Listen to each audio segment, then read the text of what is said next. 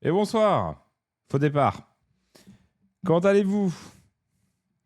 Salut Amétis, salut Drallers, salut Zengdar, salut Lazy, salut Toldan, Malken, Blablablu, Lynchko, Azur, Monoko, Chromie, BDG, Chakalaka, Samos, Borguild, PLH et Sylvain. J'espère que vous allez bien. On est mardi soir parce que hier je voyageais encore. Donc on n'a pas pu faire un stream hier soir. On a fait un stream.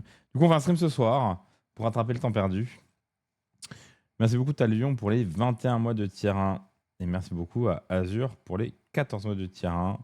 Et à Monaco pour les 17 mois. Merci à vous tous. Et merci beaucoup à Borguild également pour les 17 mois de tier 1. Merci beaucoup. Donc oui, je rentrais de Newport. Merci Godface pour les 22 mois de tier 1. Merci à toi. Je rentrais de Newport hier. J'ai plein de choses à vous dire sur l'event. C'était très très très très stylé. Donc on va revenir aujourd'hui sur l'event de Newport. Pas le premier Open Games, qu'est-ce que nous avons déjà eu Maastricht, c'est Birmingham, si je ne m'abuse. Donc le troisième Event Games en Europe, le troisième Open Games en Europe. Et du coup, on va revenir sur l'événement, sur le tournoi en lui-même et un petit peu sur la liste que j'ai ramenée parce que c'est intéressant, je pense. Avant cela, on parlera des nouvelles annonces de Game Workshop, les nouveaux méga gargants. On est gâtés parce que j'ai l'impression qu'on a des. Là, ça fait 6 mois, j'ai l'impression qu'on a des sorties de figurines en continu. On a eu toute une gamme Cities qui est sortie, on a eu toute une gamme Ogre qui est sortie. Là, on va avoir quelques géants, mais en fait, il y a beaucoup de variations, donc ça fait quand même pas mal d'entre guillemets nouveaux modèles. On est quand même pas mal gâtés. Et ensuite, on regardera les listes Crucible et les listes de Villers-Bocage. Regardons un petit peu ces nouveaux géants. Et honnêtement, enfin, je sais pas vous, mais moi, je suis pas du tout déçu. Attendez. Faire ça pour avoir plus loin. Voilà. On a une matriarche, si j'ai bien suivi. Et si j'ai bien suivi, c'est...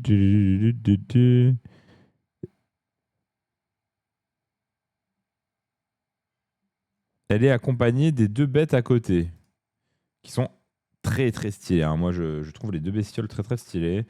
Donc, je sais pas comment se présentera l'unité dans le War Scroll, mais probablement une unité jointe, entre guillemets. En tout cas, c'est Brax qui va être content, mais pas son banquier, malheureusement. Parce que c'est sûr que ça va être pas donné cette histoire. Mais bon, il y a des gens qui ont fait des mises à l'échelle et elle est plus petite que les gens classiques, que les méga gargants, et elle est un peu plus grande que les Man Crushers. Mon banquier est lui déçu, ouais, tu m'étonnes. Ceci étant, avoir une figue avec comment dire, 3 modèles dedans, donc à voir si c'est une seule unité de 3 ou si les unités vont pouvoir être indépendants. Ça change beaucoup de choses, hein. Les unités peuvent être indépendantes. Pour Sub, ça commence à être beaucoup d'unités sur table potentiellement, parce que je vois pas l'ensemble de ces 3 trucs dépasser le prix d'un méga gargant. Je pense que c'est pas le but. Après, bon, on verra, hein. Mais on commence à pouvoir mettre des choses sur table en Sub, et c'est assez stylé. Et bon, après, la sculpte, on aime ou on n'aime pas. Moi, je trouve. En tout cas, les bestioles, elles sont incroyables, je trouve. La matriarche en elle-même, c'est dans le même style que les méga gargants. Donc, soit vous aimez, soit vous aimez pas, mais c'est dans le même style. Avec un peu tout pareil, quoi, hein. Après, le paint job est magnifique, hein, bien sûr. J'aime bien l'idée qu'ils lui ont fait un bijou de nombril. C'est trop trop stylé. Enfin, je trouve vraiment que les idées sont très cool sur la matriarche. C'est vraiment très stylé. Donc j'espère que ça fera plaisir à beaucoup de subs. Ils sont spammables, j'annonce une liste bergère et full chèvre. Je pense pas. Parce que si j'ai bien suivi, ça ressemble quand même à un seul kit, hein. Je pense pas que c'est spammable, hein, les bestioles, hein. Je pense que ça vient avec. C'est comme ça que j'ai l'impression, hein. Une personne nommée, oui, c'est une personne nommée, c'est Mama Egran. Et elle est grave stylée. Bref, j'espère que les joueurs Suns sont très contents. En tout cas, ça fait toujours plaisir des nouveautés en Suns. Ça manquait un peu de variantes, entre guillemets, sur les builds et les kits. Et avec un kit complètement différent des méga gargants classiques, on risque d'avoir un peu plus de place pour de la variation plutôt que de juste de comparer le meilleur et de prendre le meilleur méga, quoi. Donc très très stylé. Et en plus, si jamais on commence à débloquer deux bestioles un peu rapides et potentiellement un peu jetables, ça peut peut-être nous débloquer des tactiques en méga où on est un peu limité dans le choix de tactiques, il me semble. J'ai pas trop vu j'ai pas trop regardé la méta sub sur les tactiques, mais j'imagine que on est un peu plus limité que la plupart des armées. Après, bon, peut-être pas, peut-être que j'ai tort, mais il y aura des grands, les nouveaux moyens, les petits grands, les nouveaux moyens. On va varier les listes. Oui, on va voir. Ensuite, ils ont annoncé des nouveaux petits. Donc, c'est des gargants, c'est pas des méga gargants. Donc, c'est des petits comme les autres. Si j'ai bien suivi, ils sont en plus des autres. Je sais plus ce que c'est écrit, mais. Ouais, c'est ce qu'ils disent ici, c'est que ces deux kits-là, ils sont un tout petit peu plus grands que les Man Crusher. En même temps, les Man Crusher, c'est vraiment. C'est pas qu'ils faisaient petits, mais je comprends bien pourquoi ils ont pu les mettre grands. Et donc, ils sont bien dans la gamme des petits, entre guillemets, même s'ils sont un peu plus grands que les Man Crusher classiques, et ça reste des petits gargants, quoi. Euh, En tout cas, c'est un multi-kit avec énormément d'options, donc ça c'est très très stylé. Et si j'ai bien suivi, ça a l'air d'être des bases rondes, ce qui change un peu. Maintenant, à voir, c'est des bases de 81, de 100. Ça sera pas plus que 100, c'est sûr.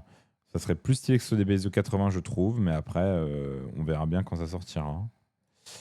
Et honnêtement, les kits sont assez incroyables, hein. T'as vraiment plein de manières de les monter différents, parce que j'imagine que grosso modo, là, vous voyez, il a les deux bras comme ça, mais en fait, vous pouvez mixer, entre guillemets, potentiellement les positions, j'imagine, hein. Parce que je pense que... Ah, attendez, celui-là, il a des sandales. On en a un avec des sandales, et lui, il n'a pas de sandales. Stylé. Donc, je sais pas à quel point on pourra mixer les kits. On verra, peut-être. Mais après, ça reste dans l'esthétisme des méga gargants qui sont sortis. Donc, par contre, oui, ils sont beaucoup plus beaux que les Man Crusher actuels, ce qui est normal, hein, parce que Man Crusher, c'est une vieille figurine. Mais on est sur un esthétisme des méga gargants. Donc, si vous aimez bien les méga gargants, vous allez bien aimer ceux-là. Si vous n'aimez pas les méga gargants, normalement, vous n'allez pas trop les aimer non plus. C'est assez stylé dès qu'ils aient fait une arme avec les anciennes épées un peu rouillées. Je trouve ça très, très stylé. Puis même, tu vois que tout est fait un peu de briquet de broc, mais ça fonctionne, quoi. Moi, j'aime énormément ceux-là, ceux qui lancent des rochers. Et honnêtement, je trouve qu'ils ont un flow de fou. Genre, moi, j'adore celle-là, là, avec ces deux petits rochers, là, qui vont te balancer dans la tête. Et j'aime bien aussi le fait que... Alors, je sais pas à quel point ça sera... Il y aura du relief sur les séparations, là, que vous voyez en carré. Bon, là, c'est très bien peint. Et c'est vraiment très, très stylé de voir... ça, c'était un drapé de Cities. Ça, c'est un drapé de ci ou de ça. Les petits IK sont sur socle de sang. Ok, mais ça veut pas dire que ceux-là sont sur socle de sang. Peut-être. Peut-être pas. Salut Miscop. Salut Max, merci pour les 29 mois de tien. Merci beaucoup. Donc très très stylé. Même celui-là, il a un flow de fou, hein. Vraiment, après, faut aimer, hein, et lui, avec sa fronde est oméga stylé également. Donc ouais, on mange bien, hein, et on voit que le bouquin va sortir dans peu de temps, donc ça enchaîne. Sachant qu'après cela, il reste plus que Fire Slayer et Séraphon à sortir. Donc on va arriver au bout des bouquins. Ça va être très très très stylé pour ensuite lancer la prochaine version proprement. Donc on arrive tranquillement sur la dernière année de version. Ça va être intéressant. On va avoir une méta qui va potentiellement stabiliser un peu, même si j'imagine que certes on n'aura plus de nouveaux Battle Tom, mais on aura quand même du contenu qui va arriver. Donc je ne sais pas à quel point ça va bouger la méta ou si on va avoir une méta assez stable sur cette année. C'est dur à dire. Mais en général, les méta de fin de version, elles restent à peu près stable, avec des changements quand même. Hein. Ça va pas tout rester, mais bon. Donc très content de voir que ça enchaîne, les sorties enchaînent. Sub, à mon avis, je pense il y aura préco. Je pense pas que l'annonce de la préco sera ce week-end, ce sera un peu tôt. Peut-être l'annonce de la préco le 30. Lancement de la préco le 5 pour une sortie genre le 19 septembre. Dans ces eaux-là, peut-être. Peut-être. En tout cas, ça arrive sous peu. Et j'ai très très hâte de voir ce qu'ils vont décider de faire pour le Battle Thompsons. Je trouve que l'armée Sun, c'est une des armées les plus difficiles à écrire et à équilibrer parce qu'il y a peu de modèles, c'est des gros modèles, on peut pas mettre une unité, etc. Donc, c'est pas du tout simple à équilibrer ni à écrire. Et du coup, j'ai très très hâte de voir ce que Games nous prépare pour ça. Est-ce qu'ils ont un peu senti le truc et vont faire des choses différemment? Est-ce qu'on va rester sur du classico-classique avec peu d'évolution? Si les derniers Battle Tomes sont un peu une leçon, on risque de voir quand même pas mal de changements. Ce qui, je pense, fera plaisir à énormément de personnes. En tout cas, il a une bonne gueule, ce Battle Tom. Et une nouvelle release. Donc, on commence à avoir des choses hein, en Suns. On va avoir 3 types différents de géants par 3. Peut-être encore un Man Crusher tout seul. On va avoir 2 persos nommés, King Broad et Mama Egran. Et derrière, on a 3 ou 4 kits, je sais plus, de méga. Donc c'est pas si mal, hein. Ça reste une armée hyper spécialisée avec peu d'options, mais on commence à en rajouter un peu, ça commence à ressembler à une vraie armée, donc ça c'est à souligner et c'est quand même très très sympa. Salut Tilk. Donc voilà, pour Tronomé et Kragnos, c'est vrai que Kragnos existe. On va parler un petit peu de l'Open à Newport. L'Open à Newport, donc c'est un Open Games, ce qu'ils ont commencé à refaire cette année en Europe. Ils avaient déjà un circuit américain et ils amènent ce circuit. Ils ont amené ce circuit en Europe en démarrant par Maastricht en avril, puis Birmingham en mai, et là il y avait Newport en août. Sachant qu'on a Cracow en septembre, qui est le premier événement équipe fait par Games. Ça va être très intéressant.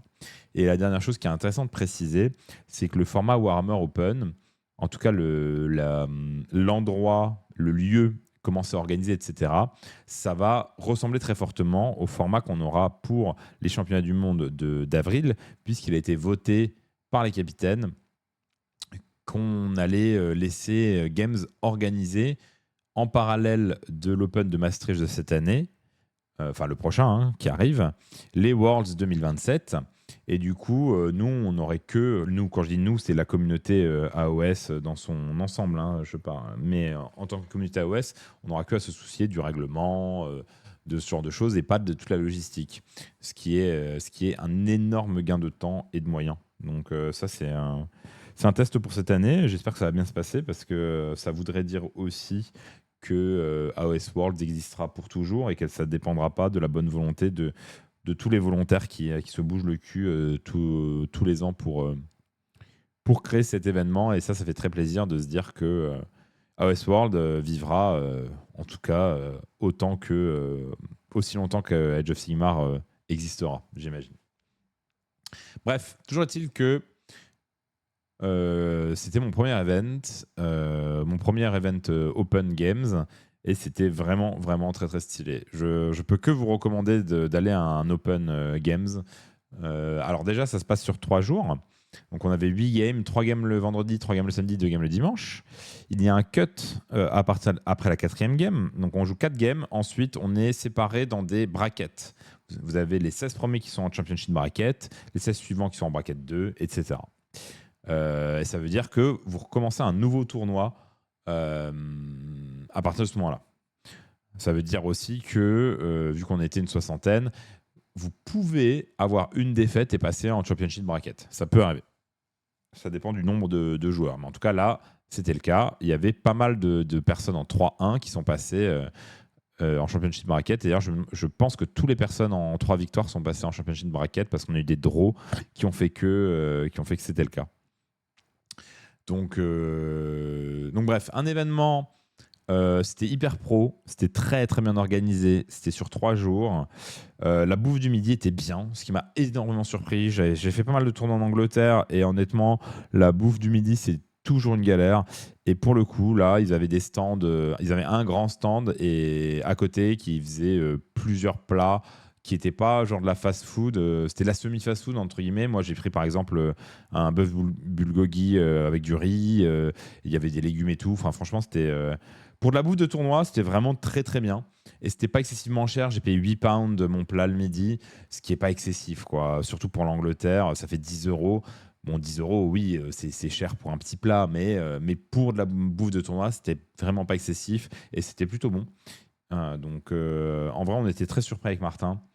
Donc, ça vaut le coup d'être souligné.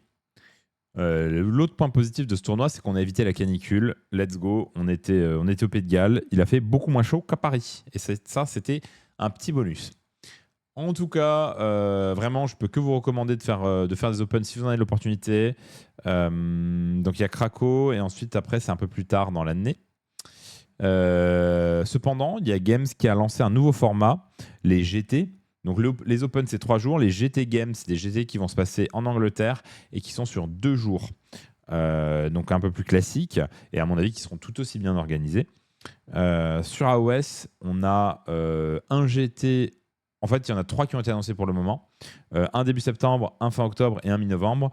Sur AOS, c'est un double en début septembre, un single en fin octobre et un double en mi-novembre. Et c'est tous en Angleterre. Il y en a 2 qui sont autour de Londres et un qui est autour de Birmingham. Moi, je vais faire le single fin octobre. Je pense que ça va être très cool également. Salut Toucan. Donc vraiment, si vous pouvez y aller, très stylé. Il y a un grand store avec un grand shop Warhammer avec vraiment tout ce que vous pouvez trouver partout. C'est plus c'est plus fourni que les stores que vous pouvez trouver dans des villes, genre à Paris ou ailleurs, quoi. Il y a plus de références, il y a plus de choses. C'est très très cool. Pour le tournoi en lui-même, donc est-ce que je parle de L. Smith d'abord? Le tournoi, donc je vous ai dit, c'était 4 parties puis 4 parties. On a joué donc 8 scénarios. Évidemment, on n'a pas joué Hidden Under Ash Cloud parce que tout le monde sait que le scénar est nul et qu'il est très très chiant à arbitrer même sur table. Donc les gens de game sont apparemment au courant aussi et du coup le scénario n'était pas là. Et alors ils en ont choisi 8 parmi 12 quoi, mais en tout cas il n'est pas fait partie du cut et ça me surprendrait pas qu'il fasse jamais partie du cut dans les événements games parce que c'est une galère de zinzin à Orga. En ce qui concerne les décors, c'était intéressant également parce que moi j'étais très curieux de voir les décors utilisés parce qu'il y a une chance que ça soit similaire à ce qu'on est au Worlds, même si l'équipe organisatrice aura toujours son mot à dire sur les décors, si jamais il faut que ça soit autrement, etc. Mais en tout cas, là ce qu'ils ont fait, c'est grosso modo, vous voyez les templates de forêt Sylvanette, enfin ceux qu'on utilise classiquement, qui sont un peu grands comme ça, pas les nouvelles forêts, les anciennes forêts Sylvanette. Donc ça, c'était les templates des terrains larges et ils avaient des templates un tiers de la taille là qui leur faisaient des templates petits, d'accord? Donc ce qu'ils faisaient, c'est que déjà, quand on mettait un scénario, on posait ces templates à chaque endroit où il y avait un gros, on posait un gros, où il y avait un petit, on posait un petit.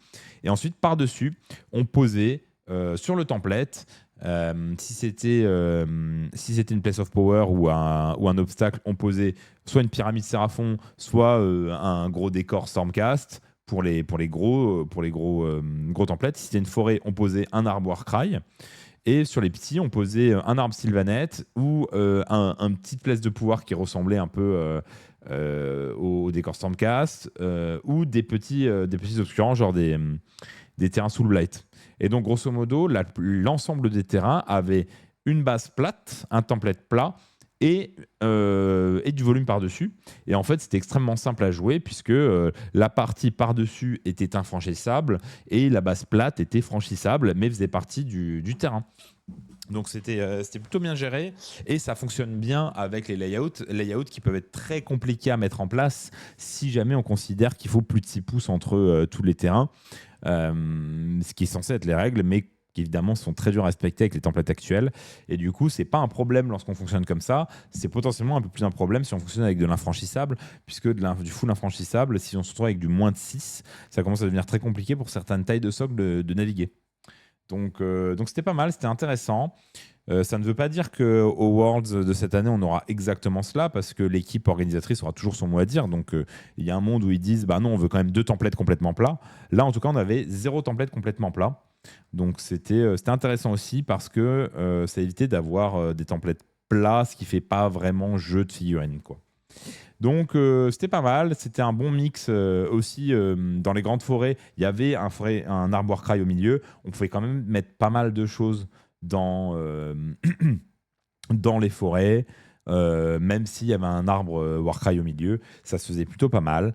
Et au final, ça s'est vraiment bien goupillé. Il n'y a eu aucune embrouille sur les terrains.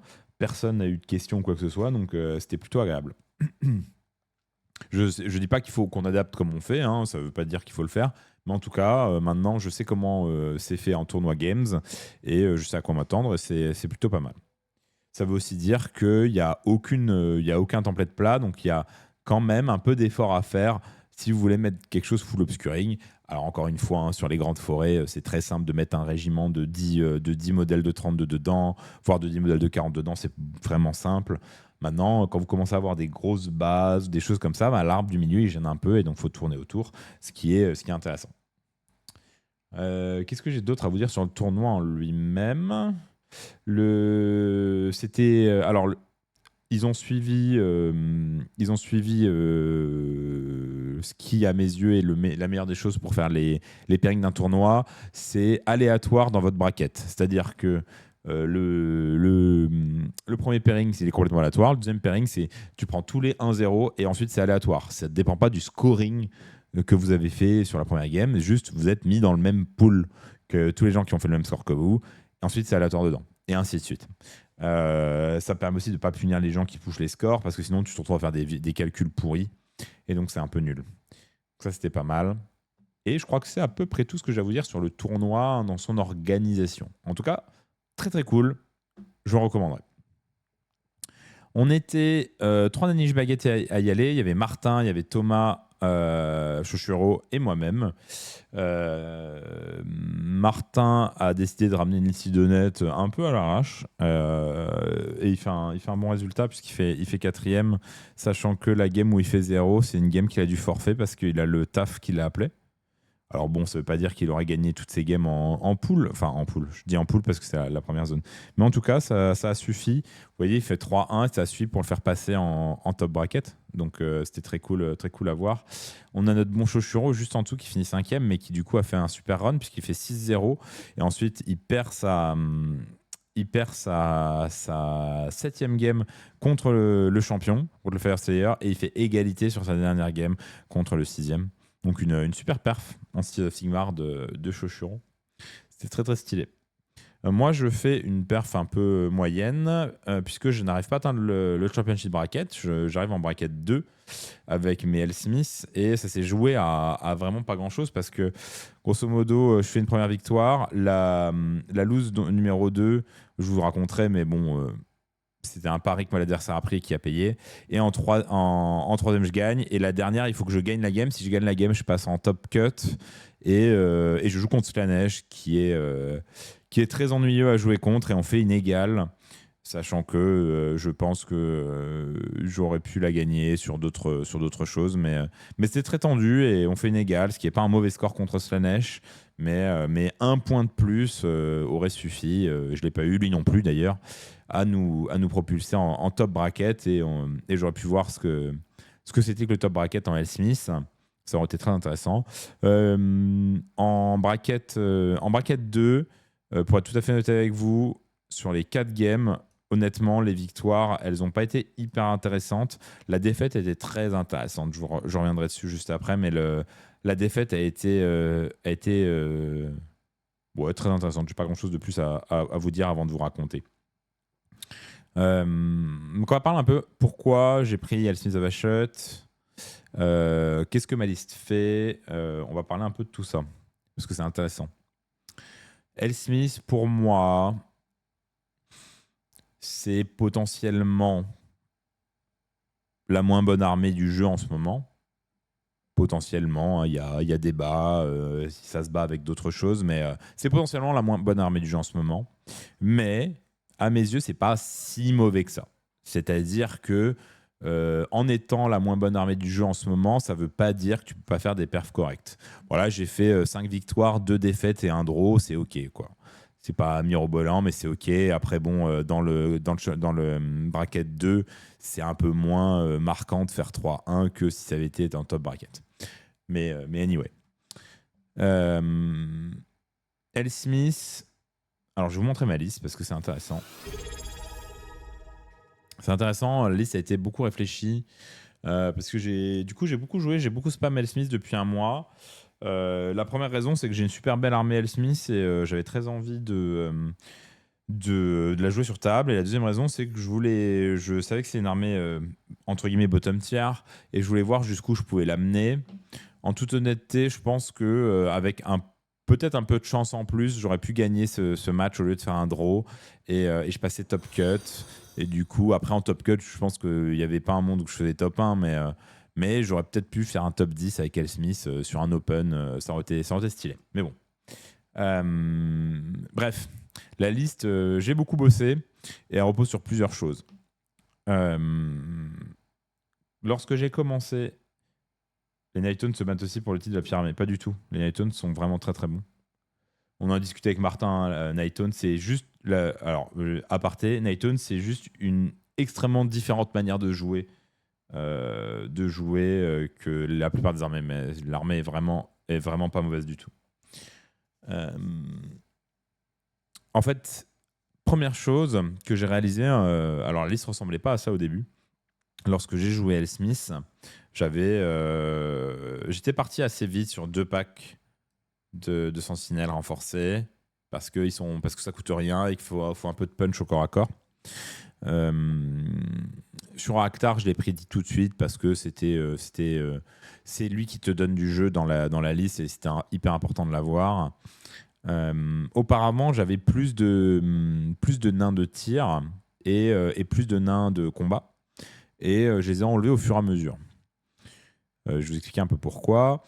Grosso modo, ce qui se passait dans mes listes, c'est que tous ces nains-là, en fait, on ne se rend pas compte, mais une liste telle que celle-ci, là, si vous rajoutez encore des nains de corps à corps et de tir, ça prend énormément de place. Ce que ça veut dire, c'est que grosso modo, vous avez dans votre zone de déploiement quasiment pleine, et vous avez tous vos modèles qui se bloquent les uns les autres, parce que vous avez beaucoup de modèles qui n'avancent pas vite dedans. Quand vous avez 2 fois 20 nains de corps à corps, des nains de tir, les machines de guerre, tout ça, ça bouge de 4. Ou ça peut courir un peu, mais bon, voilà, ça ne fait pas des miracles. Et donc, ça se bloque énormément. C'est très difficile de naviguer ça, de naviguer votre sortie de zone de déploiement. Et donc, ce que ça veut aussi dire, c'est qu'il vous faut un déploiement parfait. Parce que si jamais vous voterez sur votre déploiement, vous allez avoir des choses qui vont se bloquer partout. Donc, c'est assez intéressant. Et il y a 2 raisons pour lesquelles j'ai changé. J'ai enlevé des nains de tir, des nains de corps à corps pour mettre des Bull Centaur, pour mettre des Hobgrots, même que j'avais pas au début. La première raison, c'est tout simplement la vitesse. C'est plus rapide, on peut bouger, on peut plus vite sortir de chez soi, on peut plus vite faire d'autres choses. Et la deuxième chose, c'est que ces unités-là n'ont pas besoin de Demonic PowerPoint. Et c'est un des gros problèmes de L. Smith en ce moment, c'est que on ne génère pas assez de Demonic PowerPoint pour jouer des listes variées. À l'heure d'aujourd'hui, mettre des tireurs dans une liste, c'est se tirer un peu une balle dans le pied. Donc, c'est un autre problème, mais en tout cas, le battle tray, c'est un souci. De plus, même avec cette liste, j'avais souvent besoin d'utiliser le CP pour donner 2 Demonic PowerPoint, soit une fois par round, soit des fois 2 fois par battle round, ce qui veut dire qu'il faut jouer votre liste avec 2 ou 3 CP, pas plus.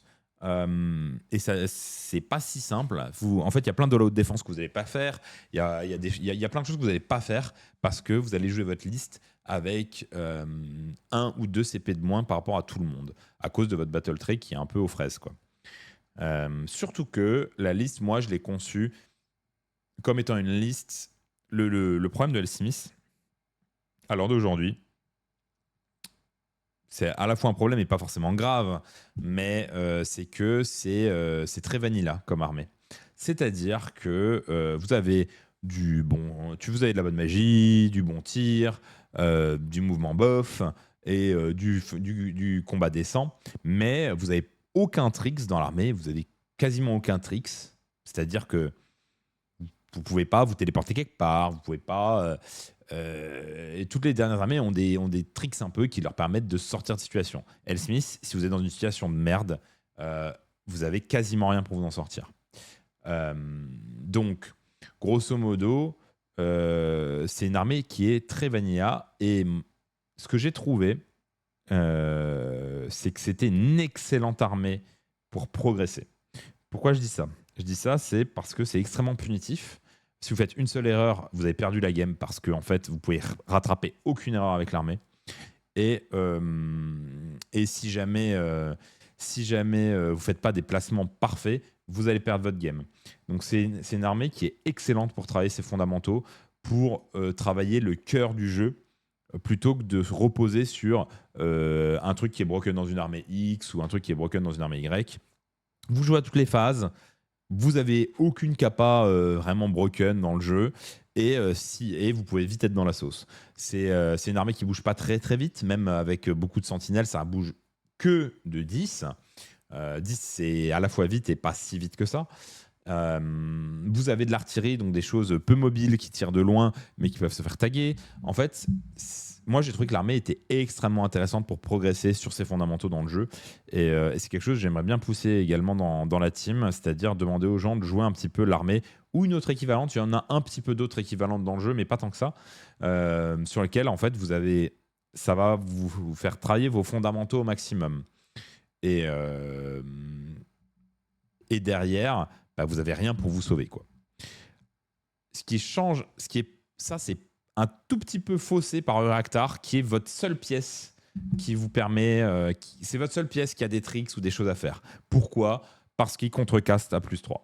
Contrecaste à +3, c'est une opportunité de bridge au tour adverse pour bloquer des trucs. Une opportunité de bridge à votre tour pour débloquer une artillerie. C'est un Molten Metal qui passe et qui fait très mal. Donc, vous avez Uraktar qui vous donne un peu de jeu. Il a son Rampage qui lui permet de faire un bon mouvement et tout, s'il a chargé, etc. Donc Uraktar, c'est la seule pièce qui vous donne un peu du jeu dans cette armée. Mais en dehors de ça, c'est très vanille et c'est hyper intéressant, je trouve, à jouer comme armée. C'est pas facile. Vous vous retrouvez vite dans des situations de merde parce que vous êtes mal positionné pour ça ou ça. Il faut prévoir sur plusieurs tours ce que vous allez faire parce qu'en fait, vos machins ils bougent de 4. Les machins qui bougent de 10, c'est bien, mais c'est pas non plus hyper tanky. Il faut pas les balancer n'importe où. Les unités de sentinelle, ça peut faire du dégât, hein, surtout si vous avez la prière renforcée, etc. Ça peut aussi pas faire grand chose. Hein. J'ai eu un pack de sentinelle qui a chargé dans un pack de 40 zombies. J'en ai tué 4. Bon. Ça arrive, hein, les zombies étaient en 4 éthérés, 4 ward à 4, en 5 éthérés, ward à 5. Ça tank. Mais voilà, j'ai pas d'unité qui va éclater l'adversaire pour revenge. J'ai pas d'unité qui vont me sauver. Donc, vous devez jouer parfaitement du début à la fin. C'était très intéressant. Petit aparté, terminé. Maintenant, comment j'ai fait ma liste? Le premier problème que j'ai eu avec Smith, c'est que je n'arrivais pas à faire de tactique. C'était très compliqué de faire des tactiques. Et du coup, j'ai beaucoup tweak la liste autour de ça. Et c'est pour ça que j'ai rentré Burning et Horn of the Bullfather. Grosso modo, le truc, c'est que Smith arrive en général à faire le fugitif 2 et peut-être 3, mais galère à faire les quarts de table. Et du coup, ce que Horn of the Bullfather vous donne, c'est que ça vous donne les quarts de table T1. Souvent. C'est pas toujours simple, mais c'est souvent le cas. Salut Ivan, merci beaucoup pour les 6 mois de sub au pauvre Miscop. Merci beaucoup à Big Fun XD pour les 11 mois de Prime et merci beaucoup à Abzu pour les 4 mois de Prime. Horn of the Bullfather, ça vous permet de punir des mauvais déploiements. Ça vous permet surtout de jouer votre Burning for Vengeance et votre Siege tour 1. Et ça vous permet de démarrer à 20 points et ensuite d'avoir à vous préoccuper des tactiques un peu plus tard. Vous pouvez jouer votre game sans trop vous préoccuper de tactiques jusqu'au tour 4, vous voyez. Même si vous allez essayer de les faire, etc. Mais si vous avez déjà fait vos deux premières étapes, vous avez le temps. Et cette liste, elle a besoin de temps. Donc, en fait, il y a 1000 possibilités avec Horn of the Bullfather. Vous pouvez mettre un pack de Hobgroth dans chaque coin de table en face. Et souvent, l'adversaire, si jamais il envoie une grosse unité pour deal avec vos Hobgroth, vous êtes content. La grosse unité, elle va rien faire pendant 2 voire 3 tours. Ça m'est arrivé plein de fois. Vous pouvez aussi, sur un mauvais déploiement, ce que j'ai fait, c'est que j'ai mis un pack d'unité de sentinelle en face du mec. J'ai chargé et je lui ai sorti 5 Kurnoth T1. Ce qui m'a beaucoup aidé parce que sinon vous n'avez rien dans la liste qui tue les Kurnoth. Oui, on va regarder la liste Crucible. Donc grosso modo, Horn of the Bullfather, c'est absolument mandatory. C'est très très compliqué de jouer. C'est pas impossible, mais c'est très compliqué de jouer L-Smith sans ça. Et vraiment, ça aide énormément. Et ça vous aide surtout à faire Burning 1 et ensuite Burning 2, vous prenez un volant adverse ou un monstre adverse ou un truc avec lequel l'adversaire va avoir envie de vous charger et de jouer. Et en général, le fugitif, vous allez le faire à un moment. Siege 1, il est faisable aussi T1 sur énormément de maps très simplement et sur d'autres maps un peu moins simplement. Ce qu'il faut voir avec votre Horn of the Bullfather, votre unité de Hobgroth, soit une, soit les deux, si vous prenez 2 unités de Hobgroth, elles vont pouvoir pré-move après s'être déployées avec Horn of the Bullfather. Donc vous pouvez les mettre à un endroit et les faire bouger de 5. C'est vraiment, ça peut vous permettre de prendre des objets T1 qui ne sont pas censés pouvoir être prenables. Ça vous permet également potentiellement de mettre votre Demon Smith à côté d'une Place of Power si vous avez envie de stacker dès le T1. Il faut faire beaucoup de choses. Comment tu fais pour jouer avec aussi peu de cordons? Tout est un cordon. En fait, des fois, j'ai coordonné avec mes machines de guerre. En fait, ce qu'il faut voir, c'est que vous n'avez rien qui taffe énormément dans cette liste. Vous n'avez rien d'indispensable, mais le corollaire, c'est que vous n'avez rien qui taffe énormément avec cette liste. Il faut voir aussi que le cordon de Spearman, ça peut tanker très très fort. Hein. Vraiment, si vous avez un holo de défense, en save à 2, ward à 5, c'est quand même très très pénible à tomber, quoi. Donc souvent, ils encaissent... En fait, ce qui se passe souvent, c'est que eux, ils encaissent la première charge adverse. Ensuite, je peux revenge avec des sentinelles plus les tirs. Et j'ai un pack de sentinelles qui fait office de cordon. Ou alors, ça peut être même les artilleries qui font cordon. Hein. Ça, c'est pas forcément un problème. Hein. Il faut se servir de toutes ces ressources. Alors, c'est sûr qu'on préfère ne pas se les faire taguer, mais ça va dépendre de ce que vous allez jouer contre ce contre quoi vous allez jouer. Parce que, en fait, vous avez des choses sur lesquelles vos artilleries vont être très importantes, mais la plupart du temps, les artilleries, elles font beaucoup plus peur que de mal. C'est vraiment... les gens en ont énormément peur, mais les bons joueurs, ils savent jouer autour. Ça peut one-shot un monstre adverse sur un coup de bol. Ça peut arriver. Mais c'est pas si important que ça que vos batteries soient en vie, même si on préfère. Hein. Et ensuite, vous avez des Hobgroth qui peuvent également faire un petit peu cordon, faire chier, pousser des FEP. Mais le gameplay de base, c'est que vous allez avoir votre gros pack de nains en plein centre. L'adversaire va être obligé d'aller dedans. Vous allez lui forcer à aller dedans. Et ensuite, vous allez revenge sur l'unité qui vous a éclaté votre pack de nains. Il est obligé d'envoyer un truc sérieux pour sortir 20 PV en save à 2, ward à 5, ignore un PV un dégât par phase. Il est obligé d'envoyer un truc sérieux, quoi. Pourquoi les sentinelles plutôt que l'autre cavalerie? Parce que sinon ça rentre pas.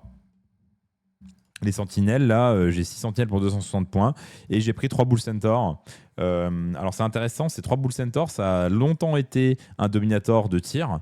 J'ai beaucoup joué le dominator de tir et il n'a jamais rien fait. Il n'a jamais rien fait. Il a toujours été vraiment très très mauvais. Et souvent, j'avais 3 cibles. Hein. Tu fais 1 dégât là, 1 dégât là, 2 dégâts là. Franchement, c'est de la merde. Donc, je l'ai remplacé par un pack de Bull Centaur et lui, il m'a fait des trucs très très marrants. Donc, et d'ailleurs, c'est un truc que vous pouvez. Le pack de Bull Centaur, c'est un truc sur lequel un très bon candidat pour Horn of the Bullfather, pour punir un tout petit peu un déploiement adverse. Par exemple, je m'en suis servi. J'ai joué contre un Save to Darkness qui avait un Gaunt Summoner dans lequel il avait mis 10 élus. Et je voyais bien qu'il voulait me donner le T1. Ce que j'ai fait, c'est que j'ai mis en face de son Gun Summoner les Bull Centaur à portée de charge tour 1. Et du coup, bah, il a été obligé de prendre le tour. Sinon, les Bull Center, ils venaient, ils arrachaient la tronche de son Gone Summoner. Et du coup, j'ai forcé une prio avec ça. Et donc, tu perds potentiellement 190 points. Et encore, il faut qu'il me les tue. Là, il a fait une charge à 11, mais s'il faisait pas sa charge à 9 en popant ses Chosen, il me les tuait pas, les Bull Center. Donc, ça continue à servir. Mais vous pouvez forcer des prios un peu bizarres T1 en déployant correctement, quoi. Donc c'est très très intéressant. Et puis le pack de 3, c'est beaucoup plus facile à positionner sur un flanc que les packs de 6 que vous avez ici. Et les packs de 6, ils marchent quand même plutôt bien ensemble, dans le sens où moi j'aime bien les jouer assez proches, parce que si jamais on vous en charge un, vous pouvez éventuellement contre-charger avec l'autre. Alors ça demande énormément de CP, et on l'a déjà dit, vous avez très peu de CP, mais ça reste une opportunité que l'adversaire doit jouer autour. Un strike first sur un pack de sentinelles, ça fait jamais plaisir. Même si j'ai déjà eu des gros foirés, hein. J'ai déjà eu un pack de sentinelles qui charge, qui strike first et qui fait 3 dégâts, quoi.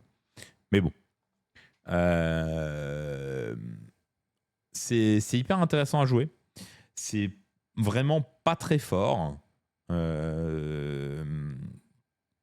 Et vous n'avez pas le droit d'avoir un jet qui se passe mal au mauvais moment. Ça pardonne pas trop. Mais c'est très très intéressant à jouer. Voilà. Sinon, j'ai pas grand chose à vous dire sur la liste. Ouais, et Forbidden Power parce que ça vous donne le jeu dont la liste a besoin. Un peu de jeu. On va revenir au tournoi. Donc, les victoires sont pas forcément intéressantes. En toute honnêteté, premier, je jouais contre un joueur doc qui jouait pas très bien et du coup, la victoire n'est pas très intéressante à raconter. La défaite ici, c'est pas très intéressant non plus, mais je vais quand même vous l'expliquer. Grosso modo, j'ai joué contre Phil qui a fait troisième. C'était la deuxième fois qu'on se jouait, c'était très drôle. Et il a décidé de ramener une liste Terrorgeist, Spam Terrorgeist. Il voulait pas jouer longtemps ces games. Il avait la flemme. Il venait principalement pour l'event. Et du coup, ce qui s'est passé, c'est qu'il m'a donné le T1. Il m'a full send et il a gamblé sur avoir le double. Parce qu'à la fin de son T1, il m'a sorti mes 20 nains et c'est tout. Il m'a sorti il m'a sorti 20 nains et 10 Hobgrottes.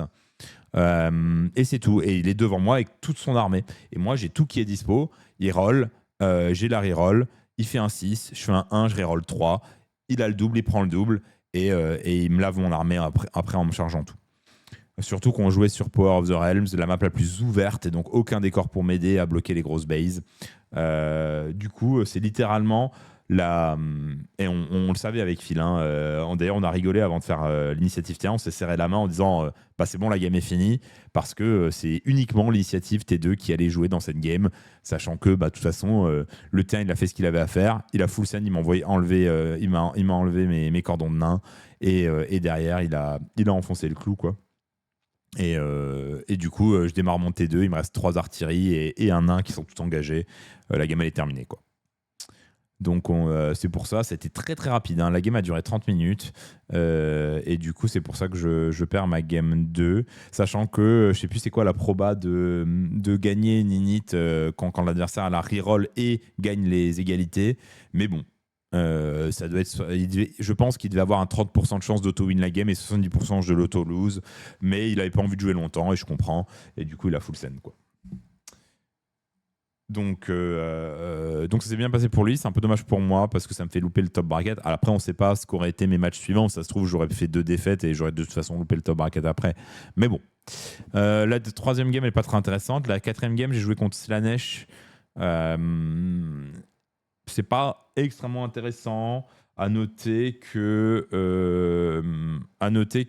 j'ai un moment 5 sentinelles qui ont attaqué un pack de Myrmidesh Painbringer et j'avais besoin de faire 1 dégât pour gagner la game. Et j'ai fait 0 dégâts avec 5 sentinelles en charge. Alors, il m'a enlevé, pour être tout à fait honnête, hein, il m'a enlevé le charge plus un damage et il m'a mis moins un tweet. Donc j'avais, grosso modo, j'avais 16 attaques en 4-3, reine 1 dégât 2. Il fallait que je fasse 1 dégât pour gagner la game et j'ai pas fait de dégâts. Ça arrive, hein. C'est même pas statistiquement si. Pour être honnête, hein, c'est même pas statistiquement si improbable, hein, parce que on sait que de la 4+, c'est compliqué. Et la 3 plus derrière, c'est pas non plus brillant. Et après, je suis en reine 1 sur de la Seva 3. Donc, bien sûr que ça peut arriver. Mais bon, c'est toujours les petites déceptions. C'est que besoin de 1 damage et j'ai pas fait le damage dans ces Painbringer pour l'emporter. Mais bon, la game, c'était un peu tech. Je pense que je me suis bien battu. En vrai, je pense que c'est vraiment pas évident d'arracher une égale là-dessus. Donc j'étais plutôt content de ma game, même si du coup le fait de finir en draw, ça nous sort tous les deux du top bracket. Si ça n'avait pas fini en draw, l'un des deux aurait été au top bracket à la place de Martin. Donc le fait qu'on fasse un draw, j'ai fait un draw pour que Martin passe, quoi, grosso modo. Ensuite, c'est sympa les Myrmidash. Oui, on va dire. On va dire, ouais. J'ai hâte du Battle Scroll, on va dire. Les 2 victoires ici, elles sont pas très intéressantes à raconter. Par contre, la défaite est extrêmement intéressante. Je vais vous montrer la liste contre laquelle j'ai joué. Et je l'ai très sous-estimé, la liste. Je l'ai vue, je pensais que ça allait être une free win. Alors, voilà la liste. La liste, c'est Nagash, 40 zombies avec les terrés à 5, 20 zombies. Le revenant draconite d'Akshi. Le Vengo d'Akshi avec... alors, il me semble que c'est la save à 4 éthérée contre le tir et l'autre, je sais plus, mais bref. Et double Fellbat. Donc, je me suis dit, c'est free, quoi. Il y a 3 monstres. Je vais les shooter et c'est easy, quoi. Easy peasy. Eh bien, pas du tout. Déjà, première chose que j'avais pas réalisé, c'est que Nagash, il peut ramener le revenant draconite. Donc, grosso modo, ce que l'adversaire a fait, il a très bien fait, c'est qu'il m'a envoyé T1 le revenant de draconite dans le museau, il m'a lavé mes 20 nains, derrière je le revenge et il l'a réinvoqué tout de suite T2. Et il a fait une charge à 11 T2, ce qui aide aussi à être efficace. Deuxième chose, alors oui, il y a un monde où je tue au tir ces monstres, mais il y a aussi un monde où je les tue pas. Le Vengorian Lord, en save à 4 éthéré, c'est très aléatoire, et je le laisse... Tour 1, je le laisse à 1 PV, et tour 2, je le laisse à 1 PV. Et à partir de là, la game, elle est terminée. J'ai investi beaucoup trop pour essayer de tuer son Vengorian Lord, et derrière, je me fais laver, quoi. Donc, ah oui, c'est les rerolls, merci. Donc, grosso modo, j'ai peut-être fait cette erreur-là, mais en tout cas, j'ai essayé de sortir le Vengorian Lord, ce qui, à mon avis, est le bon choix, sauf que c'est très, très aléatoire, parce que c'est de la save à 4 qui ne bouge pas. Et c'est très très aléatoire. Donc c'est très compliqué. Et après, ce qui était vraiment très intéressant, c'est comment cette personne a joué les zombies. Après, pour les gens qui ont beaucoup joué contre le Vengo de Scourge, ça va pas les surprendre. Mais grosso modo, les zombies, ce qui fait, il a le piling de fin de tour avec sa battle formation. Ce qu'il fait avec ces zombies, c'est que moi, je vous l'ai déjà dit, ma zone de déploiement, elle est assez remplie parce que ça prend beaucoup de place. Et donc, dès le T2, il m'a envoyé ses 40 zombies avec son Vengorian Lord et il m'a tagué mon Uraktar qui était au centre. Bon, c'est pas très grave, mais il m'a tagué ça. Et puis ensuite, il a fait des jeux de pile-in de fin de tour. Donc, à la fin de son tour, il pile-in avec son pack de 40 zombies. Il me tag mon pack de sentinelles. Et ensuite, c'est moi qui joue. Donc, mon pack de sentinelles est tagué. Si je le retraite, je charge pas. Donc je laisse engager. Et là, en phase de combat, ce qu'il fait, c'est qu'avec son Vengorian Lord, il fait bouger ses zombies pour me désengager mon pack de sentinelles. Et mon pack de sentinelles, il peut pas charger. Il est juste coincé. Et il tape même pas, il bouge pas, quoi. Il bouge pas de la game. Alors évidemment, j'ai essayé de lancer les ponts. À ce moment-là, je fais un fiasco.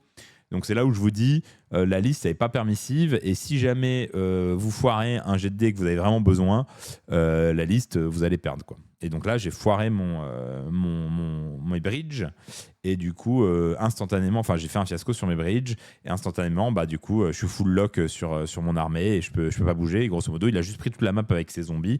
Les 40 zombies, c'est immortel. En tout cas pour ma liste, il y a des listes qui les tuent, mais ma liste n'a pas du tout les dégâts pour tuer 40 zombies. Je vous ai dit, j'ai envoyé 6 sentinelles en charge dedans, j'en ai tué 4 parce que c'est de l'éthéré à 5, ward à 5 avec Nagash.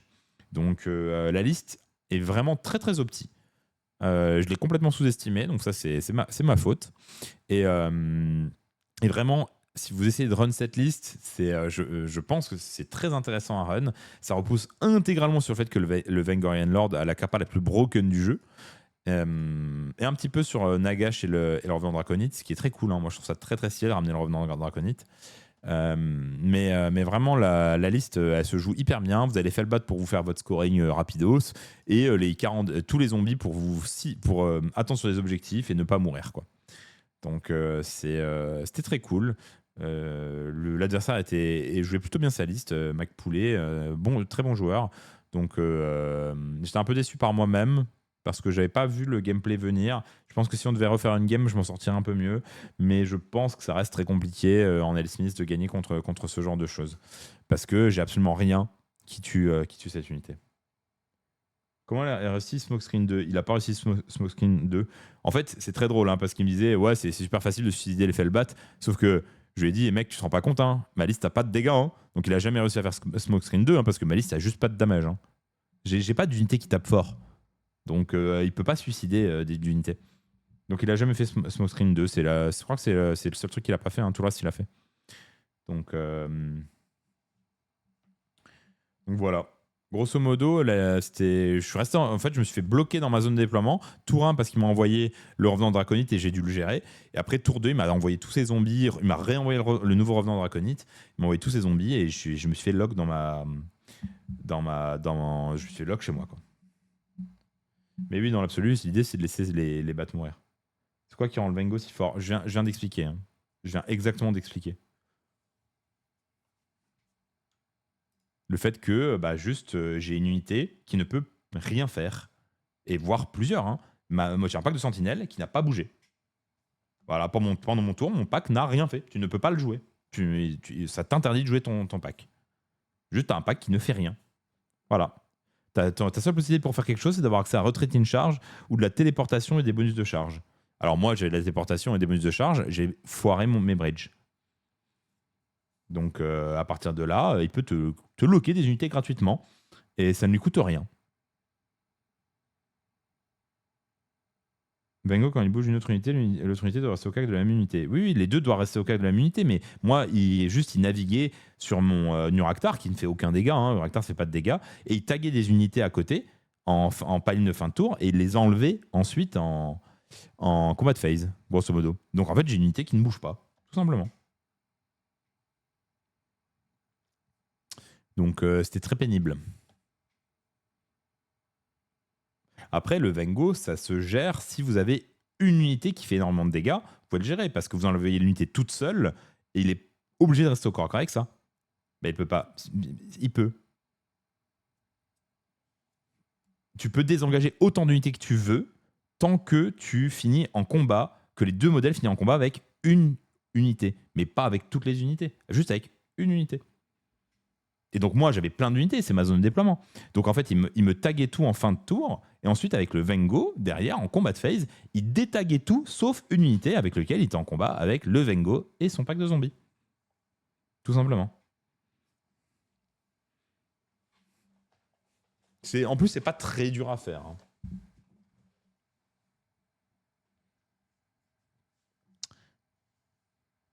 Donc grosso modo, il peut juste bellacoriser toute votre armée. Voilà. Bah, tu ne joues pas. Et tu n'as pas le droit de jouer. La seule chose que tu peux faire, c'est si tu as de la retraite and charge. Ou de la TP, des bonus de charge, ou de la TP charge à 9, ce genre de choses. Voilà. Mais bon, c'est pas la faute du joueur. Le joueur, il joue avec les armes qu'on lui a données. J'ai pas de problème avec le joueur, c'est très bien ce qu'il a fait. Honnêtement, c'était un très bon joueur. D'ailleurs, on a passé une très bonne partie. Il était désolé par mes jets parce qu'en plus de ça, j'ai fait des jets dégueulasses. Mais bon, ça arrive, ça arrive à tout le monde, à toutes les games. Mais ça n'a pas aidé d'ailleurs sur cette partie. Mais très bon joueur. C'était très cool de se jouer. Ça lui a fait plaisir aussi qu'on se rencontre. Donc j'ai passé un super moment. Juste, j'ai pas pu jouer, quoi. Mais bref. Voilà. Donc la game était très intéressante. Et derrière, je gagne ma dernière contre un joueur Sylvanette qui a fait un ordre de déploiement et que j'ai pu punir, comme je vous ai raconté. Donc une perf en demi-teinte, on va dire. Je suis pas mécontent de la perf pour du Smith, sachant que pour moi, c'est vraiment pas très fort. Même si en vrai, vous voyez, cette-là, elle aurait pu tourner à mon avantage sur un... Je sais pas quel est le pourcentage de chance de gagner une init quand vous avez la reroll et vous gagnez les égalités. Quelqu'un doit l'avoir dans le chat. Mais c'était mon pourcentage de chance de victoire. Je ne l'ai pas eu. Et là c'était très chaud. Je pense que j'ai été un peu meilleur que lui et avec un poil plus de chance. Je dis pas que j'ai pas eu de chance, je pense que c'était assez équilibré sur la partie, mais si j'avais eu un poil plus de chance, j'aurais pu arracher la victoire sur un coup de bol, quoi. Mais je suis pas mécontent de cette game. Et la dernière game, je pense honnêtement que c'était extrêmement compliqué pour moi de jouer dedans. Je pense que je la perds 90% du temps, mais aussi c'était la première fois, et la première fois je suis toujours moins bon. Donc il en a profité et c'est normal. Mais j'ai passé une super game. Donc le tournoi était très cool. J'ai bien aimé Run L. Smith. L. Smith, c'est intéressant, mais ça reste quand même très faible pour le moment. Et ouais, si je vous ai dit, hein, si jamais vous avez un truc qui passe pas, ça passe pas. Juste, c'est fini. Donc intéressant tout de même. On va regarder quelques listes qui ont fait top 3. Tiens, on va regarder le top 3. La liste Fire Slayer, on a Shoshoro qui a perdu contre Philippe, mais il n'était pas à pas grand chose de gagner. Il a fait quelques erreurs. On a analysé son match, il aurait pu le gagner. En vrai, c'est quoi ton avis sur FS? Je suis biaisé parce que je les joue, mais tu penses que ça mérite un gros nerf? On va le prendre, je pense. Je pense que ça mérite un petit nerf. Je pense pas que ça mérite un gros nerf. Je pense que ça mérite un petit nerf. Et je pense aussi que ça n'a pas trop d'intérêt, entre guillemets, parce que c'est peut-être le prochain Battle Tom après Sub, quoi. Donc au final, c'est pas très important à mes yeux. Je pense pas que ça soit Omega Broken en vrai. C'est clairement pas la meilleure armée du jeu. Je pense que ça joue sur le fait de la nouveauté, ça joue sur le fait que les gens connaissent pas le match-up et principalement ça. Je pense que c'est bon. Il n'y a pas de débat, c'est bon. Je pense pas que ça soit meilleur que Sublight par exemple, pour n'en citer qu'un. Et on en discutait avec Shoshoro qui jouait Cities.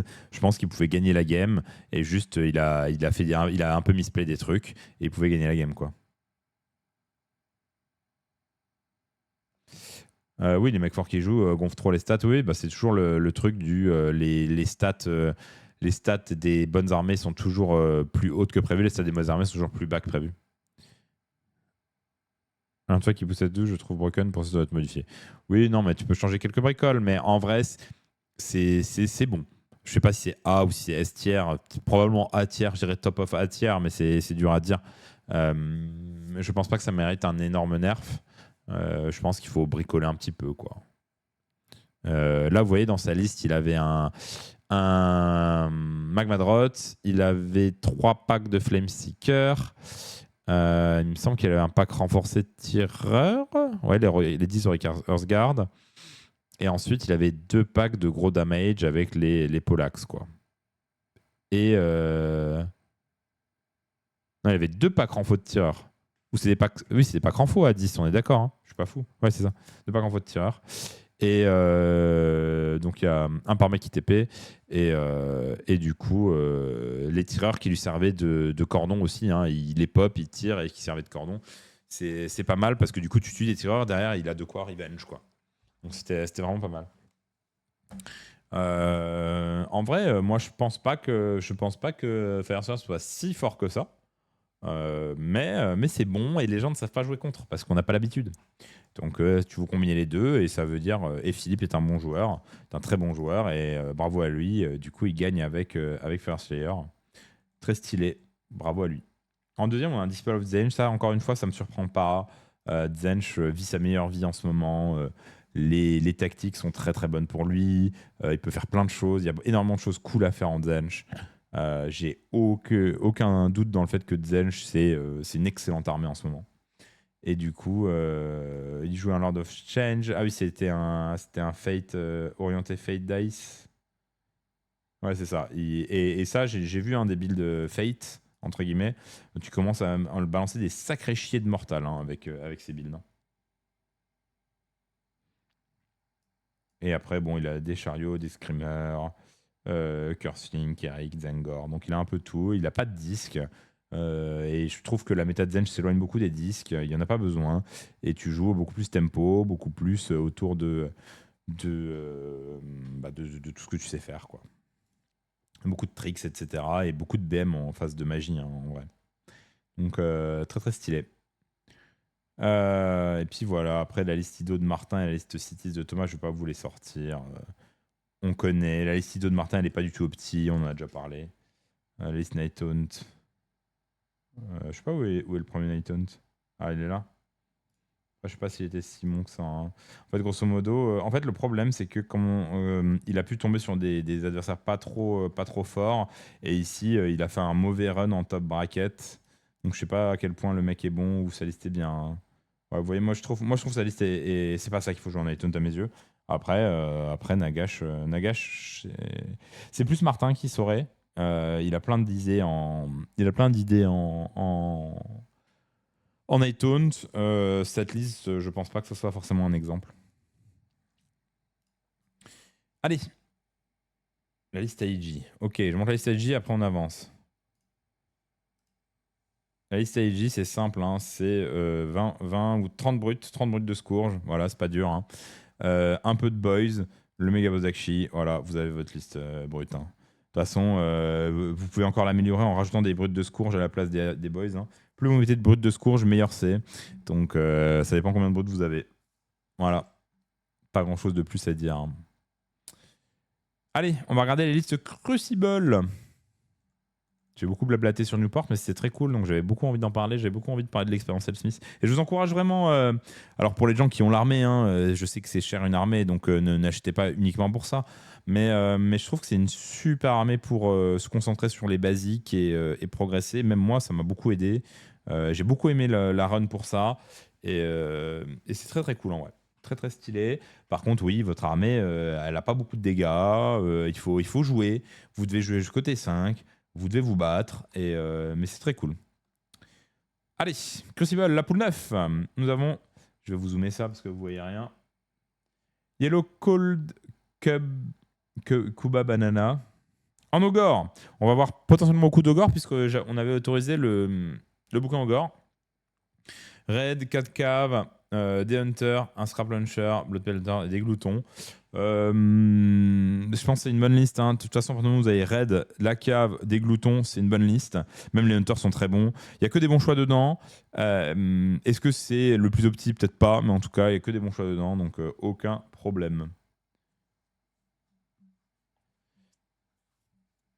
On avance avec Poms qui est. Ah non, c'est Pomme de Renette et pas Poms qui est dans le chat. Je crois que ce sont deux personnes différentes. Tu me confirmeras Pomme de Renette, mais il me semble que tu n'es pas Poms. Mais je suis pas sûr. Bone Reaper avec Xanthos, Death Rider, Cat Morghast Arcaille, Tarticourt, des SOA Reaper renforcés, un Bone Shaper, un Soul Mason, un God Harvester et des Mortec Guard. Je sais pas à quel point cette liste est bien. Je sais pas à quel point les Cavalos Death Rider par 10 sont si bien que ça. Les Morghast Arcaille, ça peut s'entendre complètement. Tout s'entend dans la liste. J'aime un peu moins les 10 Cavalos. J'aime beaucoup les combos de 5 Cavalos avec le Lich Cavalos, et là, c'est un peu différent. Mais bon, très curieux de savoir ce qu'il va faire ce bon Poms. On avance avec Riton et Cities of Sigmar. Oh, ça va être du classique. Je vais peut-être pas détailler si c'est du classique. Vous avez une super vidéo avec Fabien qui raconte ce que Cities of Sigmar ça fait. Et du coup, voilà. Donc là, on a une variante Zenestra avec le cavalier Marshall, les cavaliers, un pack de fusiliers. C'est que d'extrêmement classique. Les trucs un tout petit peu exotiques, c'est le pack de 5 galants et le pack de grenadiers. Tout le reste, c'est du très classique. Ça va être très bon. Sylvanette, Bodagi, qui me semble, est ce joueur me dit quelque chose. Mais je connais pas tout le monde. Et j'oublie vite. Ça, c'est un énorme problème que j'ai. C'est que je n'ai absolument pas la mémoire des visages et c'est terrifiant. Des fois, on vient me voir en tournoi pour me dire bonjour, pour me dire oh, on a joué à tel moment. Et je vous promets, hein, c'est une tragédie parce que je me souviens pas. Et c'est terrible. Vraiment, c'est pas contre les joueurs, c'est juste j'ai pas la mémoire des visages, je me souviens pas des personnes. C'est terrible. Bref. Donc si un jour vous venez me voir et que vous me dites on s'est joué et que vous voyez que je suis un peu perdu dans mes yeux là, bah désolé, c'est pas contre vous, mais c'est probablement que j'arrive pas à vous remettre. Désolé, c'est my bad. Bref, nous avons Alariel, Secure Note, Drisha, Warsong, Spite, Durtu. Ça va être très bon, il n'y a aucun problème, tout est bon là-dedans.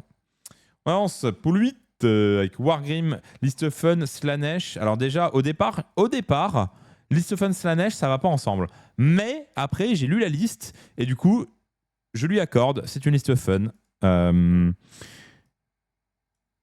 Je pense qu'il va essayer de courir partout pour faire plein de tactiques. Je sais pas à quel point c'est efficace. Je pense qu'on est très très loin d'une liste Opti Slanesh, mais il faut jamais négliger les choses. Si ça se trouve, il y a des choses qui peuvent marcher. Donc très très curieux de savoir ce que Wargrim va faire avec ça. Sachant qu'on est très très loin de la méta Slanesh avec ça. Alors peut-être que c'est nul. Ou peut-être que c'est bon et qu'il a vu un truc que personne d'autre n'a vu. Très très intéressant de voir ce qui va se passer sur cette liste. Je suis très très curieux. Legion of the First Sprint, ça fait longtemps qu'on n'a pas vu. Bel accord, 20 Blue Letter, 6 Fury, 6 Flamer, 1 Sorcerer Lord et 6 Vanguard. J'aime toujours pas les Vanguard, que ce soit en First Sprint ou en STD. Je trouve que c'est une unité qui est beaucoup trop chère. Le problème, c'est que c'est une unité très explosive, mais très fragile. Et 600 points, c'est un peu beaucoup. Salut Thomas, j'espère que tu vas bien. T'as loupé tout mon débrief sur Smith of Ashut et le tournoi de Newport. Tristesse infinie. Donc tu auras loupé les annonces sur les entraînements obligatoires de l'équipe. Tant pis, tu le sauras plus tard. Bref, Legion of First Sprint, c'est pas mauvais. La problématique, c'est moi je trouve que ça va être galère. Mais après, s'il arrive à bien les envoyer, à faire une belle double active, ça marche toujours. Hein. Sylvanette avec Branchwich, Dryad, Warsong, Durtu, Kurnot, les deux types. Trirev, Drisha, Spytrev. Très bonne liste. C'est difficile de faire une mauvaise liste en Sylvanette. Hein. Il y a tout qui fait des trucs. Hein. Vorti qui joue Gloom avec une liste full troll. Un Trog Boss, 3 Trogoth, 6 Trogoth, 3 Trogoth, 6 Sneaky Snuffler, 10 Moon Smasha quand même, donc pas full. Et un Web Spinner Shaman. Je pense pas que le full troll, enfin, c'est quasi du full troll, que le quasi full troll, ça soit the way to go en Gloom. Maintenant, un peu curieux de voir ce qu'il va donner. Et ce qui est bien, c'est que les trolls, c'est. Alors, ce qui est bien. Souvent, jouer troll, c'est jouer une liste, mais c'est vrai de beaucoup d'autres listes. Hein. C'est jouer une liste où c'est à l'adversaire de créer du jeu. Et s'il se vautre, eh ben, vous allez gagner. Donc, c'est des listes assez simples à piloter où juste vous attendez que l'adversaire fasse une erreur. Mais il n'y a pas du tout que cette liste. Hein. Il y a plein de listes qui sont dans ce cas-là. Et c'est d'ailleurs une des manières les plus standards de jouer au jeu. Parce que c'est toujours plus facile d'attendre que l'adversaire crée du jeu. Parce que c'est pas le plus simple de créer du jeu. En pool 7, nous avons Toldan qui joue Sylvanette avec Alariel, Revenant Seeker, Spytrev, Beltanos, Drisha, Durtu, Warson. Très bonne liste. Alariel, c'est excellent. D'ailleurs, je vous invite là tous, enfin pas forcément maintenant pendant le stream, mais après le stream, à aller regarder Alariel et Teclis. Vous pouvez faire les comparaisons et vous vous rendez compte après que Alariel est 20 points plus cheap que Teclis. Et ça, pour moi, c'est une folie. Alariel, je la trouve tellement mieux que Teclis. Je ne sais pas ce qu'il a fait au monde, ce bon Teclis, mais Alariel lui met une pilule. Et surtout, Alariel, quand elle meurt, elle revient. Bref. Thomas qui joue Stormcast Eternal avec Karazai, Sequestor, 3 Praetor, un Aid Vexilor, Yunus, Vigilor, Célestant Prime, Night Arcanum, Nive. Il y a plein de choses excellentes. J'adore l'intégration de Nive. Hein. C'est vraiment un excellent régiment. Ce que j'aime moins, c'est j'ai l'impression qu'il y a une grosse pièce en trop. Moi, je pense que Yunus est de trop dans la liste et qu'il aurait mieux valu mettre autre chose. Maintenant, les grosses pièces, c'est toujours cool à jouer. Donc sympa. Et puis, on va voir ce qu'il donne avec.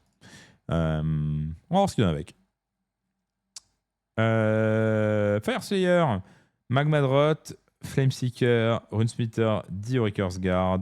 Guard. Ça ressemble beaucoup à la liste, si ce n'est exactement la même. Ah non, c'est pas exactement la même. Il y a un pack de damage en plus, un Grimoire Exile.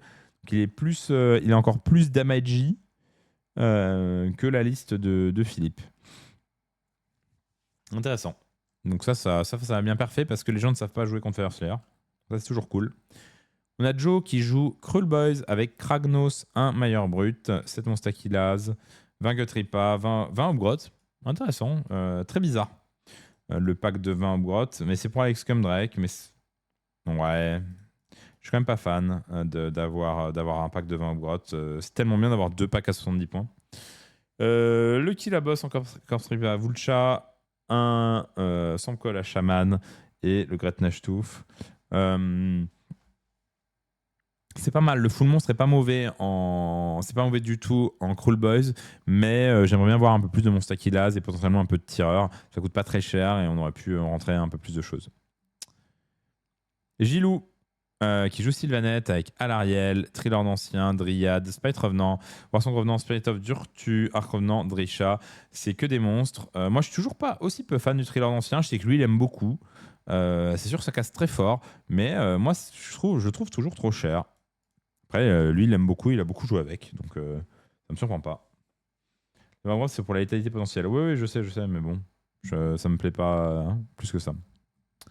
Pool 6, nous avons Texen avec du Zench, un Lord of Change, 2 Chaos Spawn, 20 Aurore 10, 20 Blue, 10 Blue, un Changecaster, 3 Flamer, un Exalted Flamer, 3 Flamer, un Cursling et 6 disques. Et on est en Lore of Change, on n'est pas dans la méta stack de Fate, c'est beaucoup plus classique, c'est du Zench à l'ancienne entre guillemets. Ça reste très bon. Ça reste très bon, le Zench à l'ancienne, aucun débat avec ça.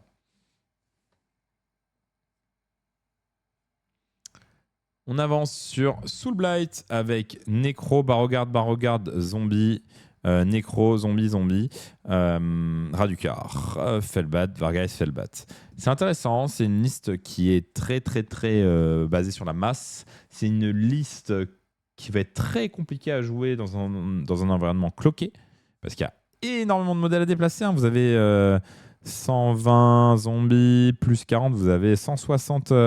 déjà 160 modèles juste pour les piétons et d'autres modèles autour. Et c'est toujours dommage de faire l'impasse sur le Vengo de Scourge. On aurait très bien pu remplacer. Il y a plein de choses à remplacer pour le Vengo de Scourge, qui est exceptionnel. Mais ça reste une liste avec énormément de choses sur table. Ça va être très dur à déloger. Ensuite, Mephilia qui joue Slaanesh. Et on a le traditionnel 30 Painbringer. Tricefall, il n'y a rien à dire, c'est le très traditionnel gameplay Slaanesh qu'on adore détester. Ça va être une excellente liste. Pomme de Renette qui est dans le chat et qui joue Cruel Boys avec Gobsprak. Gobsprak, on le voit quasiment dans toutes les listes Cruel Boys. C'est très cool et c'est extrêmement détestable parce que dès que vous avez un petit sorcier, vous ne pouvez plus lancer de spell. Donc moi je suis pas plus fan que ça que Gobsprak revienne dans la méta. Maintenant les joueurs Cruel Boys en sont très heureux, tant mieux pour eux. Ça fait plaisir de le voir sur table jusqu'au moment où vous avez un petit sorcier qui ne sert à rien sur votre table. 6 Ball Boys, 3 Bot Boys. Donc on a quand même une grosse composante de tir dans la liste de pommes de Renette avec 12 Ball Boys et 1 Killbow. On a un Mailleur Brut quand même, 20 Gutripa, 2 x 7 Monstakila, un Nashtouf, un Snatchaboss, 3 Bot Boys, des Abrocitas. On a énormément de choses. Ça, c'est très cool. Dans les listes, je suis très content que les listes Cruel Boys aient divergé du 2 ou 3 x 20 Gutripa. On a beaucoup de choses. Ça va permettre de faire énormément de tactiques, d'être partout sur map. Honnêtement, j'aime beaucoup en vrai. J'aime beaucoup. Très stylé. À voir comment il va maîtriser ça. SS Barberousse qui va jouer Cardron avec Brock, Gunhauler, Warden, Endrinrigger, Endrinmaster, Warden, Gunhauler, Conwright, Thunder, Endrinrigger, Gunhauler. Donc on a pas de gros bateaux, ni de frégate, ni d'Ironclad. À la place de ça, on a beaucoup plus de Warden et d'Endrinrigger. Ce que je peux entendre. Maintenant, ça reste assez fragile. Et je sais pas ce que cette liste va donner. Mais c'est intéressant. Moi, j'aurais, quitte à ne pas jouer de bateau, ce qui, je pense, n'est pas si con que ça. On en discutait avec Martin dans cette méta. J'aurais plus joué des Harpoon Crew, etc. que du spam d'Endringer et de Warden. Mais c'est très intéressant de voir ce que ça va donner. À la fin, c'est juste le boss of grotte. Ok. Pool 5. Alors, c'est une liste Séraphon. On a le grand retour de Croak dans les listes Séraphon. C'est quelque chose qui me déplaît énormément. Je n'aime pas cette grenouille. Mais force est de constater que c'est assez efficace. On a Croak, Agradon. Je sais même plus ce qu'il fait lui, mais bon. 3 Agradon de Lancer, 10 Warrior, 10 Warrior, 1 Starseer, 6 Croxy, 3 Croxy, 1 Bastiladon. Bon, c'est une liste. C'est du standard, à part le Scourge avec Chi Agradon. Mais c'est du standard, donc rien d'extrêmement surprenant, je dirais.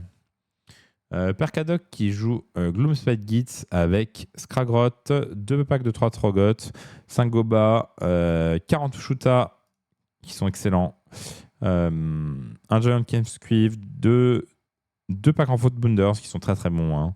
Le Nasha Squeak, 24 Squeaker et 6 Nuffler.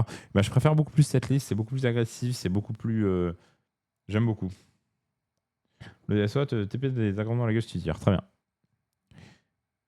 J'aime bien cette liste Gloom. Peut-être pas full opti, mais j'aime beaucoup l'orientation. Morim qui joue au Gambo Tribe avec un mix de beaucoup de choses. On a un boucher, on n'a pas raid. Boucher 6 Iron Guts, 10 Glouton, 6 Gutseer, un Bloodpelt Hunter, 6 Hunter, 5 Hunter, 10 Hunter, 5 Hunter. C'est intéressant, c'est probablement pas la liste la plus opti, mais ça teste beaucoup d'unités, ce qui est très cool. Et il verra bien ce que ça donne. Luminette avec Séviratel, Tarion, 20 Sentinelles, Lyrior, Régent, Enlightener, 20 Warden. Défensivement, c'est très bon. Hein. Les Warden sont exceptionnels défensivement, mais on perd du jeu sur table. On a toujours beaucoup de jeux. Hein. C'est Luminette, il y a toujours énormément de jeux. On en perd un petit peu parce que 40 Warden. Et du coup, on n'a pas les jumeaux. Et ça me déplaît énormément. Pour moi, les jumeaux, c'est le meilleur War Scroll du bouquin. Et ne pas avoir les jumeaux, ça me déplaît énormément dans une liste. Maintenant, ceci étant, c'est une liste qui va tanker très très fort et qui va jouer autour de Eltarion, des Sentinelles et de Sévirate. Soulblight avec Manfred, un White Lord, 8 Askurgan, 10 Baronite, un Necro, 20 Beauregard, un Vengo, pas de Scourge, quelle erreur. Je dis ça, mais il est très très bon le Vengo à 200 points. Et 3 Felbat. La liste reste très bonne. Il n'y a pas de débat. Ça ressemble beaucoup à une liste du style que Antoine jouait l'an passé. Donc la liste est très bonne. Pool 4. Nous avons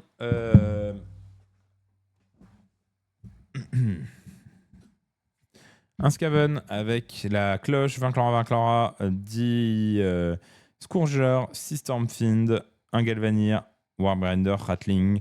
C'est très orienté de tir. C'est une liste très orientée de tir. Donc, intéressant. On a quand même les systèmes fin en plus, hein, mais c'est une liste très orientée de tir. Je sais pas si c'est si bon que ça.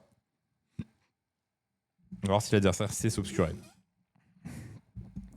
Duck of Change, le bon Ludwig qui ramène du Caradon avec un Ironclad, 20 Arcanes de compagnie, 10 Arcanes de compagnie, 10 Von Grimm, un Aetheric Navigator, un Gunhauler, un Admiral, 6 Thunderer, un autre Gunhauler et 10 Von Grimm. J'aime bien. Je sais pas s'il faut jouer avec un bateau en ce moment en Caradron, mais bon, là, il a investi un quart des points dans le bateau, ça peut s'entendre.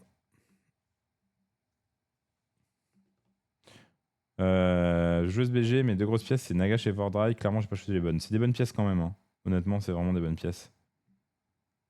Y a que, de toute façon, vous pouvez pas vous tromper en SBG, il n'y a pas de mauvaises pièces. Kicker Enemies of Slanesh, on retrouve les 30 Painbringer. On peut passer, c'est du classique. Napalm avec du Cruel Boys. On a beaucoup de Cruel Boys qui revient, ça fait extrêmement plaisir. Lui, il est parti sur quand même 2 fois 20 Gutripa. On a Gobsprakon qui pointe le bout de son nez. On a toujours le meilleur brut. On joue en Cruel Boys Claw, c'est très intéressant. J'aime beaucoup cette battle formation. On joue avec des Obrostilitas, un Corpse Ripa Vulcha, des Seaball Boys, une Ward à 6, un Gretna Shtouf, des Monstakila et des Ball Boys. Très stylé. Talion qui joue également un Cruel Boys et en Cruel Boys Claw. Donc, mais lui, il a décidé de jouer Kragnos, donc un peu plus agressif. On a quand même Gobsprak, on a quand même un Breakaboss, on a 20 Gutripa, 7 Monstakila, 10 Upgrowth.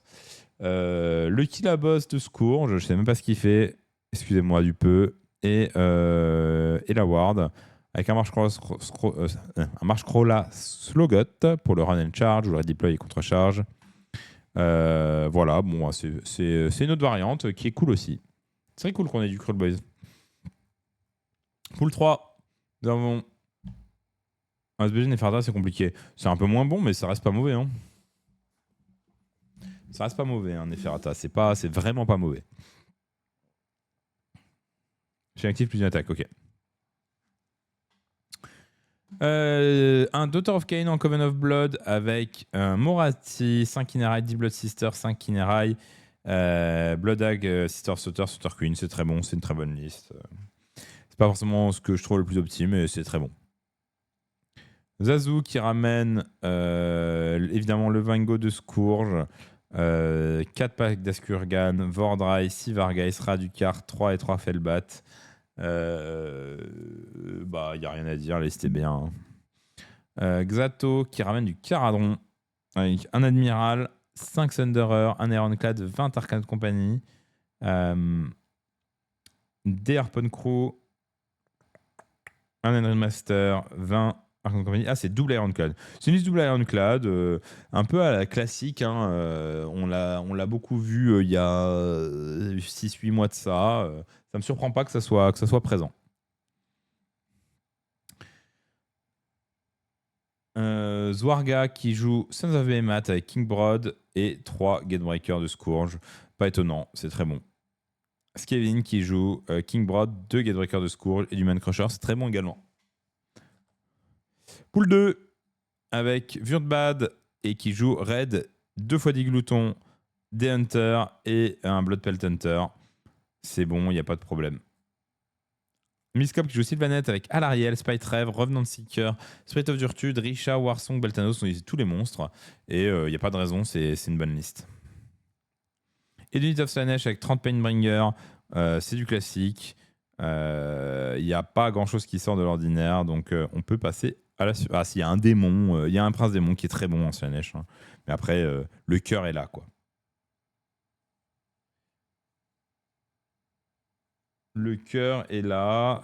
Il y a quelques spécificités ici, mais le cœur de la liste est là. Séraphon avec Croak, 6 Warspawn, 10 Raptadon, 5 Raptadon, le nouveau Scarvet en Agradon, le Starseer, le Bastide avec Arch, 5 Banshee, 5 Raptadon Hunter. C'est une bonne liste. Je sais pas si c'est OP, mais c'est une bonne liste. Abuse, il y a Sigoth, comme dans toutes les listes. Littéralement, toutes les listes Slanesh que j'ai affrontées ou que j'ai vues, il y a un Sigval dedans. Donc bon, ça va quoi. Une liste Cities avec Zenestra, c'est une variante Zenestra, il n'y a rien à dire, c'est du classique, à part le Skyport Profiteer. Du coup, on a moins d'unités Cities, mais on a le Skyport Profiteer. Très intéressant de savoir ce qu'il va faire avec. Et en pool 1, évidemment, Yorin qui n'a pas envoyé sa liste, bravo à lui. Aranae, j'espère qu'on l'a chopé la liste de Yorin ou pas encore? Aranae qui joue Vordrai, Sivargeist. Je crois que c'est quasi la même. Non, c'est pas la même liste, pardon. Il y a pas du tout de. Oh, Aranae qui joue pas du tout avec des trucs qui reviennent, quoi. C'est que du vampire que je trouve un peu moins bon que si tu avais des choses qui revenaient. Mais enfin, il a Kritza qui revient, je crois. Mais sinon, voilà. Ensuite, MLD qui joue en Night Taunt. Et ça ressemble beaucoup plus à une liste Night Taunt que je trouve intéressante et bonne. On a beaucoup plus de MSU, ce qui me semble être the way to go. Et on a un Krulgas Cruciator, bien sûr, qui est exceptionnel. On a 3 packs de Pyre Guys qui sont très bons. Et après, on a un pack renforcé. En vrai, moi, je jouerais même pas le pack renfo, mais bon, en tout cas, c'est son choix et c'est intéressant de voir. Ça va être très intéressant de voir ça. On a Coltane qui joue avec Stormcast, Incessant Prime, 6 Prosec, Divine Quisher, 3 Stormstrike Palador, Iridan, Stormcoven, Vigilor, Gardus et Lord Vigilant, Night Rector. C'est intéressant, il y a plein de choses dedans. Ça va beaucoup jouer. On n'a pas tant de choses de ça sur table, hein. On n'a pas énormément de modèles. Donc Donc bon, très intéressé de savoir ce que ça va donner. On a Chochoro qui joue raid, 20 gloutons, 1 boucher, 4 caves et 2 frost saber. Ok, ça va être bien. Et on a fini avec le Crucible. Bah, c'est intéressant, il y a beaucoup de listes intéressantes. Énormément de listes intéressantes, ça va être très très stylé. J'espère que vous avez hâte, ou même vous avez déjà commencé à jouer à vos games, peut-être. Il n'y a pas beaucoup de listes qui me surprennent. Il y en a quelques-unes, en vrai. Très stylé le retour de Cruel Boys. Ogre, globalement, c'est quoi ton avis sur le BT? C'est dur à dire, les gloutons sont pas assez chers, Raid est pas assez cher, et après, c'est dur. Bon, liste sub, c'était Broad et 3 Gatebreakers, ou Broad, 2 Gatebreakers et des Man Crushers. Hein. Très simple. Ouais, Ogre, les gloutons, c'est un peu trop efficace, quoi. Bon les amis, on va pas avoir le temps de faire virebocage, désolé, mais on le fera en débrief du coup. Parce que là, il va falloir que j'y aille. Mais en tout cas, c'était cool, c'était stylé, ça m'a fait plaisir de vous parler du tournoi de Newport, de revoir le tournoi Crucible. J'espère que vous allez passer une excellente semaine et on se voit la semaine prochaine, probablement. Je vous redis ça sur Discord. Merci à vous, des bisous et bonne soirée. Ciao!